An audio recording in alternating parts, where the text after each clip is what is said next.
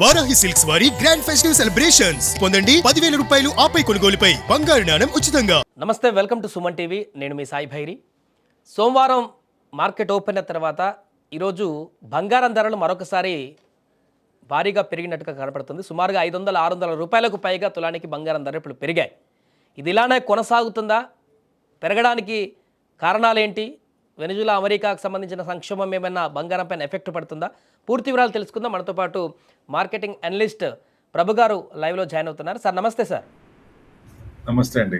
Sir, ఈ మధ్యకాలంలో కొంత బంగారం అటు ఇటుగా తగ్గుతూ పెరుగుతూ కొంత స్టేబుల్గా ఉన్న పరిస్థితి నుంచి ఈరోజు కొంత భారీగానే పెరిగినట్టుగా కనపడుతుంది. కారణాలు ఏంటి సార్? ఇంకా పెరిగేటువంటి అవకాశం ఏమైనా ఉందా? గోల్డ్ పెద్ద పెరగట్లేదులే. గోల్డ్ మీకు ఆల్ టైమ్ హై ఎక్స్చేంజ్ చూసుకుంటే 1,40,465. ఇప్పుడు ఇవాళ కూడా 400+ ఉంది. అంటే ±500 పాయింట్స్. గోల్డ్ అంత మూమెంట్స్ ఎక్కువ లేవు. ఏదైనా మూమెంట్స్ అంటే మీకు సిల్వర్ అనుకోవచ్చు. ఇప్పటికి చూసుకుంటే 4,000 ఉంది ఇవాళ. 2,50,000 టచ్ అయింది. అంతకుముందు మళ్ళీ వచ్చింది కదా, 2,54,174 is the high, all time high, life time high అనుకోవచ్చు. ఇప్పుడు 250 వచ్చి కిందకు వచ్చి మళ్ళీ 241, 240 దాకా వచ్చి మళ్ళీ పెరిగింది. ఇప్పుడు అంటే 1 స్టెప్ బ్యాక్వర్డ్ అనుకున్నాం కదా, 1 స్టెప్ బ్యాక్వర్డ్ మళ్ళీ ఇది అవుతుంది. అట్లా 3 స్టెప్ ఫార్వర్డ్ మళ్ళీ పెరుగుతుంది. ఇప్పుడు 250 ఆల్ టైమ్ హై దాటింది అనుకోండి, ఇంకొంచెం మళ్ళీ నెక్స్ట్ 275 దాకా వెళ్ళే ఛాన్స్ ఉంటుంది. 275 మార్క్ సైకలాజికల్ గా మార్క్ 3 lakhs. మనం అనుకున్న టార్గెట్ 3 lakhs. 3 lakhs వరకు రావచ్చా అంటే సిల్వర్ బేషుగ్గా ఆరాంగా 3 lakhs వరకు వెళ్ళే అవకాశాలు ఎక్కువ కనపడుతున్నాయి. సో దానికి అనుగుణంగా మీకు అవునండి, silver is dominating gold, white is dominating the silver. Running race లో సిల్వరే ముందుంది. కానీ అన్సంగ్ హీరో ఎవరంటే కాపర్. సిల్వర్ కంటే కాపర్ బాగా ఇది ఉంది. 73% ఈ సంవత్సరం బాగా పెరిగింది. అది అంటే తెలియకుండా పెరిగింది కాపర్.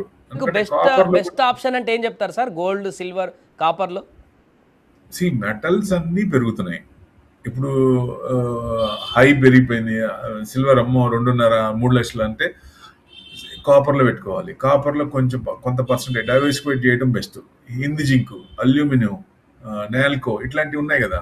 సో అట్లాంటి కొన్ని స్టాక్స్ ఉంటాయి, వాటిల్లో ఇన్వెస్ట్మెంట్ చేసుకోవాలి. అన్నిట్లో అంతా కాపర్ పెరుగుతుంది, సిల్వర్ పెరుగుతుందని తీసుకెళ్ళి మొత్తం దాంట్లో పెట్టాల్సిన పని లేదు. సో ఎప్పుడైనా సరే కొంత డైవర్ట్ చేసుకుంటే సేఫ్. మెటల్స్ అన్నీ పెరుగుతున్నాయి కాబట్టి డైవర్సిఫైడ్ చేసుకుంటే బెస్ట్. ఎప్పుడైతే మళ్ళీ ఇప్పుడు ఆయన మళ్ళీ టారిఫ్లు పెంచుతాను మీరు కనుక ఆయిల్ కొంటే రష్యా నుంచి అని అదొక భయం పెట్టిండు. మళ్ళీ కొత్త ఇది పాతది అయిపోయింది అనుకున్న దాని మీద మళ్ళీ తెర మీద తీసుకొస్తాడు ఆయన. సో కొత్త అన్నీ అట్లా పైకి వస్తాయి కాబట్టి కొంచెం అలాంటప్పుడు ఏమవుతుందంటే ఈక్విటీ కొంచెం ఇబ్బంది పడుతున్నప్పుడు జనరల్గా ఇది వచ్చే ఛాన్స్ ఉంది. మెయిన్ వెనుజులా మీద పెద్ద ఎఫెక్ట్ పడదు. మనకి 6,375 ఎంతో టోటల్ ట్రేడ్ జరిగింది. దాంట్లో 6,000 క్రూడ్ ఆయిలే ఉంది. ఆ క్రూడ్ ఆయిల్ మిగతాదంతా మామూలు ట్రేడ్, వేరే ట్రేడ్ ఏం లేదు. మనకి పెద్ద ఎఫెక్ట్ లేదు. రిలయన్స్ కూడా ఇవాళ 5% పడింది. ఎందుకంటే అక్కడ ఆయిల్ అంతా ఆపేశారు కాబట్టి కొంచెం రిలయన్స్ బాగా తగ్గించుకున్నారు. ఎక్కువ రిలయన్స్ వాళ్ళ దగ్గర తీసుకుంది, వాళ్ళ దగ్గర నుంచి. సో ఆ ఎఫెక్ట్ కొంచెం రిలయన్స్ మీద ఉంది కాబట్టి 5%. యాక్చువల్గా మార్కెట్ని పడేసింది ఎవరైనా అంటే ఇవాళ రిలయన్స్ అనుకోవచ్చు. 5% మరి ఇండెక్స్ దాంట్లో మేజర్ స్క్రిప్ట్ పడితే 5% పడితే 75 పాయింట్స్ పడిందంటే మరి దాని పార్టిసిపేషన్ నిఫ్టీలో ఎంత పర్సెంటేజ్ ఉంటుంది? సో డెఫినెట్గా ఇది మైనస్ ఉండడానికి అంటే 75 పాయింట్స్ ఇప్పుడు తీసేస్తే మార్కెట్ యాక్చువల్గా ప్లస్లో ఉంటుంది.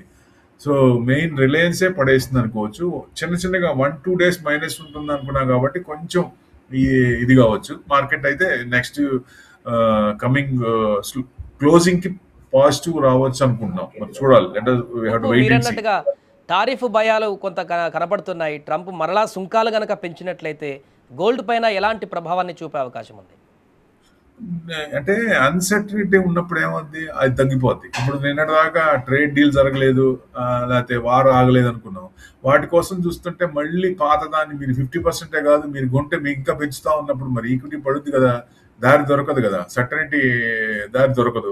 అలాంటప్పుడు ఏమవుద్ది, కొంచెం తగ్గే ఛాన్స్ ఉంటుంది, లేదా డౌన్ సైడ్ కన్సల్టేషన్ అవుద్ది. అప్పుడు గోల్డ్ కొంచెం పెరిగే ఛాన్స్ ఉంటుంది. ఇట్లాంటివి కొంచెం కొంచెం ప్లస్ ఆర్ మైనస్ పెరుగుతూ నెగిటివ్ వచ్చినప్పుడు పెరుగుతూ ఉంటుంది. ఏదైనా కొత్తది ఏదైనా వచ్చినా మళ్ళీ ఇప్పుడు ఆయన వెనిజులాతో ఆగట్లేదు, నెక్స్ట్ ఇరాన్ అంటున్నాడు, తర్వాత బ్రెజిల్ అంటున్నారు. సో వాళ్ళందరి మీద ప్రెషర్ పెడుతున్నారు. అంటే ఆయన మాటినేదాకా భయభ్రాంతులు చేసి వాళ్ళ ఇప్పుడు ఆయిల్ అన్ని తీసుకెళ్లి ఎగ్జిమ్ కంపెనీ, యుఎస్ కంపెనీస్ అన్ని వాళ్ళు తీసుకోవాలి.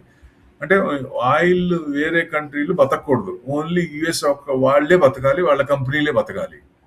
ఇది ఎక్కడ స్టాట్యూట్, ఇది ఎక్కడ రాజ్యం, ఇది దారుణం కదా. సో ఇట్లాంటివి ఉన్నప్పుడు జనరల్ గా మార్కెట్ ఇబ్బంది పడుద్ది. ఇబ్బంది పడినప్పుడు గోల్డ్ కొంచెం చిన్న పెరుగుద్ది. ఏదైనా కొత్త ఇష్యూ వచ్చిందా కొంచెం మళ్ళీ ఎక్కువ పెరిగే ఛాన్స్ ఉంటుంది గోల్డ్. అందుకని ఇలాంటివన్నీ ఉంటే పెరుగుతుంది. ఏదన్నా మళ్ళీ ఇవన్నీ సెటిల్ అయితే, ఇప్పుడు సెటిల్ అయ్యేటట్టు కనపడలా మనకి ఇంకా పెరిగి, అంటే అన్సర్టనిటీ ఇంకా టైం తీసుకునేటట్టే కనపడుతుంది. కాబట్టి మేబీ 1-2 months మనకి బడ్జెట్ ఉంది. ఏప్రిల్ నుంచి మార్కెట్ మనకి పెరగచ్చు అనుకుంటున్నా కాబట్టి ఈ లోపల ఇవన్నీ సెటిల్ అవ్వాలి. సో ఈ 1-2 months gold metals, gold, silver ఇవన్నీ కూడా అప్ సైడే ఉంటాయి ఎక్కువ. సో పడేటప్పుడు గోల్డ్ పడచ్చు, కానీ ఏదన్నా ఈక్విటీ మార్కెట్ పెరుగుతున్నప్పుడు సిల్వర్ పడకపోవచ్చు, సిల్వర్ పెద్ద పడకపోవచ్చు, సిల్వర్ అను కాపర్ పడకపోవచ్చు, ఎందుకంటే వాటి డిమాండ్ పెరుగుతుంది. సో వాటి డిమాండ్ పెరుగుతుంది కాబట్టి డెఫినెట్ గా వాటికి అనుగుణంగా తగ్గేదేలే అన్నట్టు అవి ప్లస్ లోనే ఉంటాయి. అంటే ఇంట్రెస్ట్ రేట్లు ఒకటి మెయిన్. ఇప్పుడు ఫెడ్ కూడా ఇంట్రెస్ట్ రేట్లు ఏం చేస్తారు అనే దాన్ని బట్టి కూడా మార్కెట్ చూస్తుంటది. కాబట్టి ఇంట్రెస్ట్ రేట్లు తగ్గించినప్పుడు ఆటోమేటిక్గా మరి మార్కెట్ కొంచెం పుంజుకుంటుంది, గోల్డ్ కొంచెం తగ్గే ఛాన్స్ ఉంటుంది. అట్లా అన్ని రివర్స్ ఉంటాయి. కాబట్టి దాని అనుగుణంగా వాళ్ళ స్టాన్స్ ఏంటి, వాళ్ళు ఏం చేస్తారు అనేది మెయిన్. జియో పొలిటికల్ అంటే దాని ఎఫెక్ట్ మెటల్స్ మీద పడుద్ది main.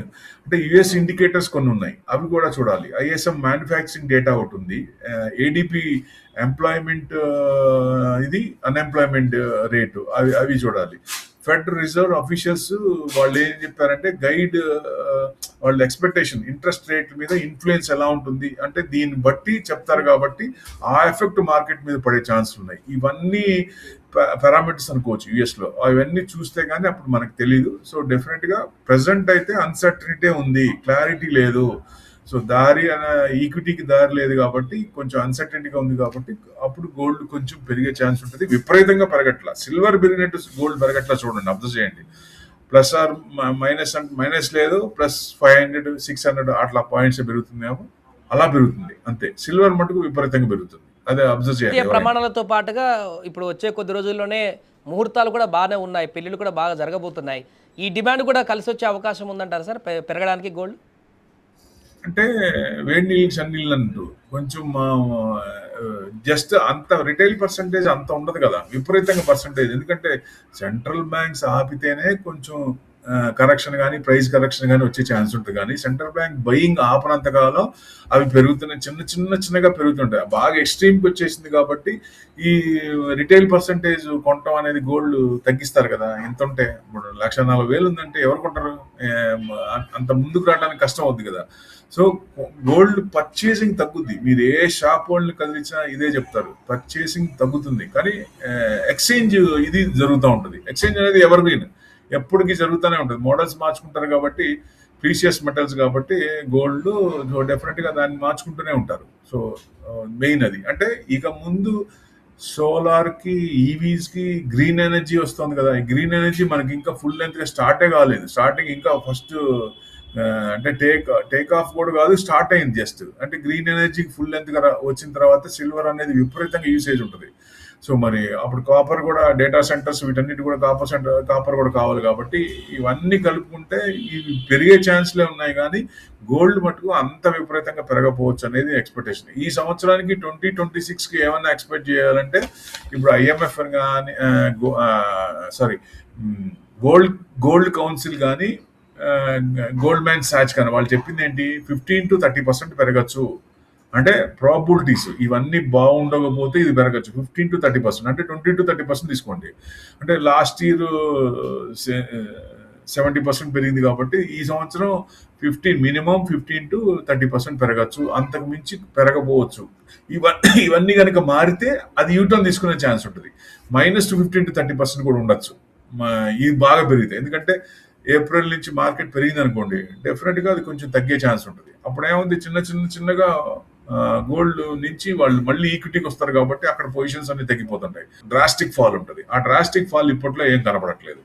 Right sir, right. Thank you so much sir. అది ప్రస్తుతం బంగారం ధరలకు సంబంధించినటువంటి వివరాలు. కొంత మేరకు పెరిగాయి. బంగారం కంటే సిల్వర్ అత్యంత వేగంగా పెరుగుతుందంటూ కూడా వారు చెప్తున్నారు. బంగారం కొంత మేరకు వెళ్తున్నా కూడా ఈ ఇయర్ మొత్తం కూడా 15 to 30% వరకు పెరిగేటువంటి అవకాశాలు ఉన్నాయంటూ చెప్తున్నారు. అంతర్జాతీయ ప్రమాణాలు సెట్ అయితే అన్నీ సానుకూలంగా ఉంటే తగ్గొచ్చు, లేదంటే ఇంకా పెరిగేటువంటి అవకాశాలు ఉన్నాయని కూడా వారు చెప్తున్నారు. చూస్తూనే ఉండండి సుమన్ టీవీ.